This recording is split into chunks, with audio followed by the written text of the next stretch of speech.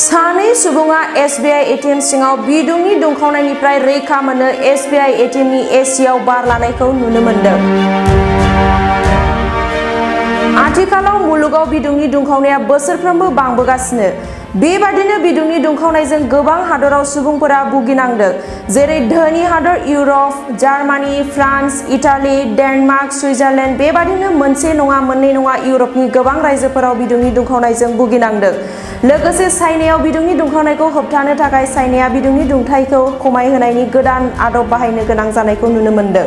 बेबादिनो भारत हादरावबो बिदुंनि दुंखावनाया बांबोगासिनो।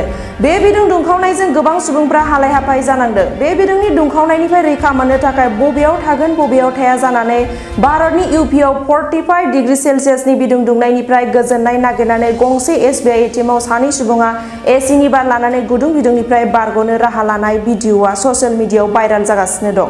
बेबादिनो आसाम रायजोआवबो बोसोरफ्रोमबो बिदुंनि दुंखावनाया बांबोगासिनो। आथिखालाव बिदुंनि दुंखावनायजों सुबुंफोरा भुगिनांदों। BTC ओनसोलनि दाब दाब ओनसोलाव थानाय सुबुंफोराबो दिनै बिदुंनि दुंखावनानै हालाय-हाफाय जानांदों। गोबां बिफां-लाइफां दानफायनायनि जाउनावनो बिदुंनि दुंखावनाया बांबोगासिनो।